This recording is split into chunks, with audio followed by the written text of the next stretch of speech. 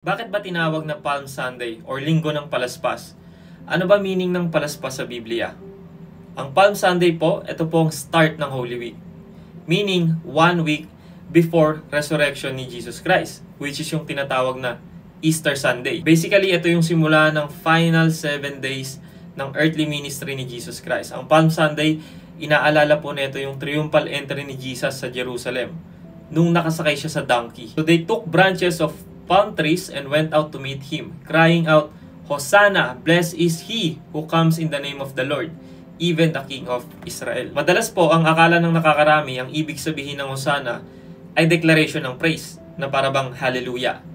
But actually, ang meaning po talaga niyan ay plea for salvation, or sa madaling salita, save us now. Yung Hebrew na root word po ng Hosanna ay matatagpuan sa Psalm 118. Save us, we pray, O Lord. So habang napasok po ang Panginoong Jesus sa Jerusalem, nakasakay po siya sa donkey or asno. Yung mga crowd may hawak silang palaspas at nagsisigawan sila ng Hosanna. They were acknowledging Jesus as their Messiah or Savior.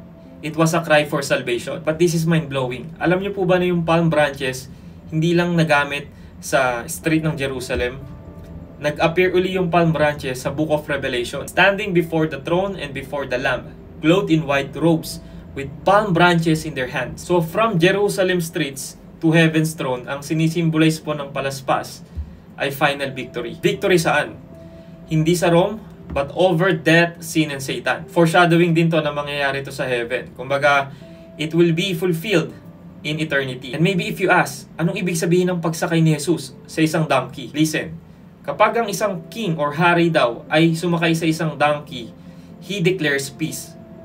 Pero kapag ang isang king sumakay sa isang horse, he declares war. So nung sumakay si Jesus sa donkey, sa triumphal entry niya sa Jerusalem, he declares peace. Diba? He offers salvation for mankind. Pero sabi sa Bible, sa Book of Revelation, sa second coming ni Jesus Christ, he is riding on a horse, ready to make war.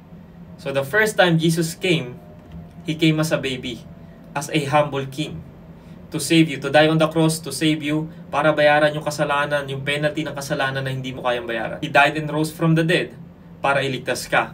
However, sa second coming niya, he is riding on a horse, meaning he will be the judge of this world. Sabi sa Matthew, the Son of Man will come on the clouds of heaven with great power and great glory. It is a fearful thing to fall into the hands of the living God. Be reminded, kapatid, today is the day of salvation, not tomorrow. And just a wake-up call, are we like the crowds in Jerusalem, shouting Hosanna on Sunday, but then shouting crucify Him on Friday? Humahawak lang ba tayo ng palaspas tuwing Sunday, but the rest of the week, we cannot carry our own cross or deny ourselves?